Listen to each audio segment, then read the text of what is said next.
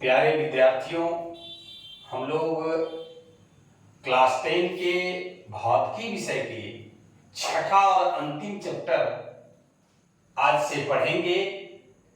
Chapter का नाम है ऊर्जा के स्रोत, सोर्स ऑफ एनर्जी। आइए ऊर्जा के विषय में जानें कि बिना ऊर्जा के हम लोग अपने जीवन की कल्पना नहीं कर सकते हैं। इवन हम लोग क्या, इस धरा पर कोई भी जीव, कोई भी प्राणी बिना ऊर्जा के जीवित नहीं रह सकता है। हमारे जीवन में ऊर्जा का बहुत ही महत्वपूर्ण स्थान है। जो भी हम लोग कार्य का संपादन करते हैं, जो भी हमारे शरीर के अंदर जैविक क्रियाओं का संपादन होता है, सब क्रियाओं के संपादन में ऊर्जा की आवश्यकता होती है। ऊर्जा हम लोगों के लिए काफी एसेंशियल है, आवश्यक है। बिना ऊर्जा के हम लोग कुछ कर नहीं सकते हैं। आइए ऊर्जा के विषय में और ऊर्जा स्रोत के विषय में, सोर्सेस ऑफ एनर्जी के विषय में विस्तार पूर्वक जानकारी लेंगे, ताकि हम लोगों का एक भी टॉपिक छूटे नहीं और परीक्षा में भी, चाहे वो वस्तुनिष्ठ प्रश्न हो या विषयनिष्ठ प्रश्न हो, एक भी प्रश्न हम लोगों का छूटना नहीं चाहिए। विथ नॉलेज के साथ आइए, सबसे पहला जो प्रश्न है, क्योंकि चैप्टर है ऊर्जा के स्रोत, तो सबसे पहले हम लोग जानेंगे कि ऊर्जा क्या है और ऊर्जा का स्रोत क्या है। चैप्टर है ऊर्जा के स्रोत, सोर्सेस ऑफ एनर्जी। अब है पहला प्रश्न कि ऊर्जा किसे कहते हैं, एनर्जी किसे कहते हैं। बहुत ही आसान, बहुत ही छोटा आंसर है इसका कि कार्य करने की क्षमता को ऊर्जा कहते हैं। हमारे अंदर जो कोई भी कार्य का संपादन करने का, कार्य करने का की जो क्षमता है, कैपेसिटी है, एबिलिटी है, कैपेबिलिटी है, उसी कैपेसिटी को, उसी क्षमता को ऊर्जा कहते हैं। अब आइए कि ऊर्जा के स्रोत क्या क्या है, सोर्सेस ऑफ एनर्जी है क्या, कहां कहां से हम लोग ऊर्जा प्राप्त करते हैं। तो एक बात मैं पहले बता दूं कि संसार में ऊर्जा का मात्र एक स्रोत है और वो है सूर्य, सन। और सूर्य से ही ऊर्जा का रूपांतरण होता है, स्थानांतरण होता है विभिन्न रूपों में और विभिन्न पदार्थों में। आज हम लोगों के शरीर में भी अगर ऊर्जा है, पेड़ पौधा में ऊर्जा है, कोई भोज्य पदार्थ में ऊर्जा है, किसी पदार्थ में अगर ऊर्जा निहित है, सबका सब सूर्य से ही प्राप्त ऊर्जा है। पहली बात। अब आइए, जो आपके पाठ्य पुस्तक में आपका जो पाठ्यक्रम निर्धारण किया गया है, उस आधार पर हम लोग बात करते हैं कि ऊर्जा के स्रोत क्या क्या है, सोर्सेस ऑफ एनर्जी है क्या। तो हम लोग ऊर्जा प्राप्त करते हैं पहला लकड़ी से। लकड़ी का उपयोग हम लोग एज ए जलावन करते हैं, ईंधन के रूप में करते हैं और खाना पकाने का काम करते हैं। एंशिएंट की बात अगर करेंगे, प्राचीन युग की बात करेंगे, तो यही लकड़ी प्रकाश स्रोत भी था, जिसको जला करके रात में या अंधेरा में लोग प्रकाश प्राप्त करते थे। दूसरा है कि लकड़ी के बाद खोज हो गया कोयला का, तो कोयला भी ऊर्जा के स्रोत है। और कोयला का जब आविष्कार हुआ, औद्योगिकरण सफल हुआ, उद्योग धंधा लगा, फैक्ट्री लगा, और जो भी मशीनीकरण हुआ, और उसी मशीन का संचालन करने के लिए कोयला अपना महत्वपूर्ण भूमिका अदा किया और औद्योगिक क्रांति जो आई उसमें कोयला का बहुत बड़ा योगदान है। इसके बाद है पेट्रोलियम, पेट्रोल, डीजल, प्राकृतिक गैस, ये सब इसके अंतर्गत आता है। इसके अलावे भी हमने लिखा प्राकृतिक gas, LPG, liquefied petroleum gas, जो आज घर घर में, हर रसोई घर में उसका इस्तेमाल होता है और हम लोग उससे भोजन बनाते हैं, रोशनी भी देते हैं और अन्य कार्यों में भी उसका इस्तेमाल किया जाता है। इसके बाद है बहता पानी, इस पर भी बात करेंगे कि बहता पानी से ऊर्जा हम लोग किस प्रकार से प्राप्त करते हैं। हम लोग जो आज चकाचौंध की दुनिया में रहते हैं, जो भी आपको लाइट मिलता है, रोशनी जो प्राप्त करते हैं, पंखा चलाते हैं, टीवी, फ्रिज, कूलर, जो भी आप विद्युत, इसके पहले हम लोग विद्युत धारा पढ़े थे, ये विद्युत हम लोगों को जल विद्युत से मिलता है, यही बहता पानी से मिलता है। और उस पर भी आगे के क्लास में हम लोग विस्तार पूर्वक बात करेंगे। इसके बाद है यूरेनियम।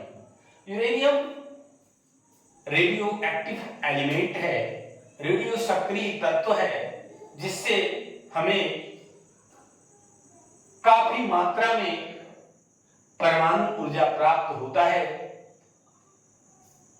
और सिर्फ यूरेनियम की ही बात नहीं करें, जो भी रेडियो सक्रिय तत्व है, रेडियो एक्टिव एलिमेंट है, समूह से हमें ऊर्जा प्राप्त होती है। इस पर भी बात आगे के क्लास में विस्तार पूर्वक करेंगे। अब आइए अगला जो है, जिस पर कि हम पहले भी बात कर चुके हैं, सूर्य जो है वो ऊर्जा का स्रोत है और प्रमुख स्रोत है। जो भी आप देखें उससे ऊपर ऊर्जा के स्रोत सारा सूर्य से ही रिलेटेड है। कारण इस संसार में अगर ऊर्जा का कोई सिंगल स्रोत है तो वो है सूर्य, और सूर्य से ही ऊर्जा का स्थानांतरण, ऊर्जा का रूपांतरण विभिन्न पदार्थों में, विभिन्न जीवों में होता है। आगे आइए, पवन, वायु, एयर, ये भी ऊर्जा स्रोत है, इससे भी हमें ऊर्जा प्राप्त होती है। आगे की क्लास में पढ़ेंगे पवन चक्की के विषय में कि किस प्रकार से हमें ऊर्जा उससे प्राप्त होती है। आइए अब जो अगला प्रश्न है वह है कि ईंधन क्या है, फ्यूल्स क्या है।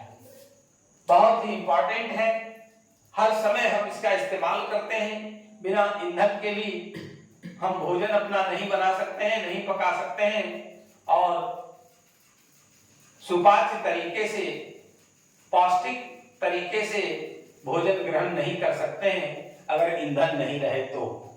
आइए कि ईंधन है क्या। जो पदार्थ जलने पर ऊष्मा उत्पन्न करता है, हीट देता है, साथ में प्रकाश भी देता है, तो वो बात हो जाएगी दहन का। लेकिन हम लोग ईंधन की बात कर रहे हैं कि जो पदार्थ जलने पर ऊष्मा निर्मुक्त करता है, ऊष्मा उत्पन्न करते हैं, क्या कहलाते हैं, ईंधन कहलाते हैं। क्या कहलाते हैं, ईंधन कहलाते हैं। कौन कौन है भाई, किनसे हमें, किसको हम जला देते हैं तो हमें ऊष्मा मिलती है, तो लकड़ी है, कोयला है, पेट्रोलियम है, एलपीजी गैस है। इसके अलावे भी बहुत सारा गांव ग्राम में पुआल भी जलाते हैं, उससे भी ऊष्मा मिलती है, इसलिए ईंधन है। गोईठा अमूमन नाम सुने होंगे, उससे भी जलाने से हमें ऊष्मा मिलती है, इसलिए गोईठा भी, पुआल भी क्या है, ईंधन है। अब देखिए अगला जो प्रश्न है वो बहुत ही सुंदर है, बहुत ही महत्वपूर्ण है कि अच्छा ईंधन के लक्षण को लिखें।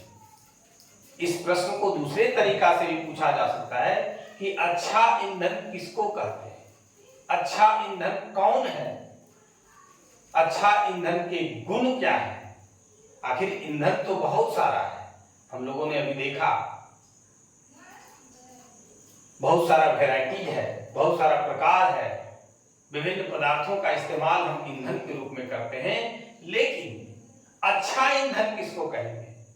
आइए, अच्छा ईंधन हम उस ईंधन को कहेंगे जो जलने पर अधिक ऊष्मा निर्मुक्त करे, अधिक ऊष्मा जिससे हमें प्राप्त हो, वैसे ईंधन को अच्छा ईंधन कहते हैं। अब आइए, दूसरा जो पॉइंट है कि जो ईंधन आसानी से उपलब्ध हो। अब खूब हमको ऊष्मा मिल जाए लेकिन वो ईंधन की उपलब्धता ही नहीं हो, तो फिर उसको हम अच्छा ईंधन नहीं कहेंगे। जिसकी उपलब्धता सुलभता के साथ, सुलभ उपलब्धता, आसानी से हमें मिल जाए। तीसरा जो इसका गुण है कि जो अधिक धुआं उत्पन्न ना करे, जो धुआं अधिक उत्पन्न ना करे उसे हम अच्छा ईंधन कहेंगे, क्योंकि पॉल्यूशन का भी ख्याल रखना है, प्रदूषण का को भी ध्यान में रखना है। चौथी जो बातें हैं वो और इंपॉर्टेंट है कि जिसका भंडारण, जिस ईंधन का हम आसान तरीके से कर लें, स्टोरेज हम आसान तरीके से कर लें, आसानी से हो जाए, और परिवहन एक स्थान से दूसरे स्थान तक सुगमता से, सरलता से कर लें। अगर ये गुण जिस ईंधन में है, जलने पर जो अधिक ऊष्मा निर्मुक्त करता है, जो ईंधन आसानी से उपलब्ध हो जाता है, जो अधिक धुआं उत्पन्न नहीं करता है, और जिसका भंडारण और परिवहन बिल्कुल सरलता से हो जाए, उस ईंधन को हम लोग अच्छा ईंधन कहते हैं। इसके बाद है, इसी से रिलेटेड कहिए कि ऊर्जा के अच्छा स्रोत कौन है? ये था ईंधन का कि अच्छा ईंधन किसको कहते हैं, और ये ऊर्जा के अच्छा स्रोत के गुण किसको कहेंगे? उस अच्छा स्रोत के गुण क्या क्या है?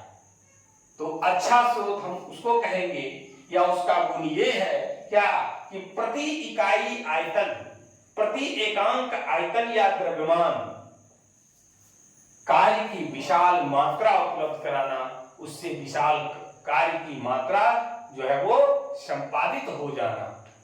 दूसरा है कि सुलभता, सुलभ उपलब्धता हो, आसानी से हमें प्राप्त हो जाए, उस ऊर्जा के स्रोत को हम अच्छा ऊर्जा के स्रोत कहेंगे। तीसरी जो बातें हैं इससे ही रिलेटेड है कि भंडारण और परिवहन सरलता से होना चाहिए, उसको हम, उसका स्टोरेज जो है वो आसानी से हो जाए, और एक स्थान से दूसरे स्थान यानी परिवहन सुलभता से हो जाए। और चौथी जो बात है वो सबसे इंपॉर्टेंट, ये तीनों गुण रहे और काफी महंगा है, तो सब लोग उसको, सब लोगों के पहुंच से वो बाहर हो जाए। इसलिए ये तीन गुण होने के साथ साथ वो सस्ते दर पर लोगों को उपलब्ध हो जाए, तभी उसको हम लोग अच्छा ईंधन के स्रोत कहेंगे। आज के क्लास में हम लोगों ने पढ़ा, जो भी टॉपिक, ईंधन हो, ऊर्जा हो, ऊर्जा के स्रोत हो, अच्छा ईंधन, अच्छा ऊर्जा के स्रोत, कोई भी टॉपिक पर आपको अगर कोई परेशानी हो तो आप हमें कमेंट करके जरूर बताएं। मैं बार बार आपको विश्वास और भरोसा दिलाता हूं, आपका एक भी टॉपिक और एक भी विषय नहीं छूटेगा। जो भी पढ़ाई होगी उसी के अंतर्गत सारा प्रश्न आपसे पूछा जाएगा, आप सिर्फ जुड़े रहिए। अगर वीडियो अच्छा लगे तो लाइक और शेयर जरूर करें, अपनों तक जरूर पहुंचाएं। जो लोग चैनल को सब्सक्राइब नहीं किए हैं, सब्सक्राइब जरूर करें। आज की क्लास में बस इतना ही, धन्यवाद।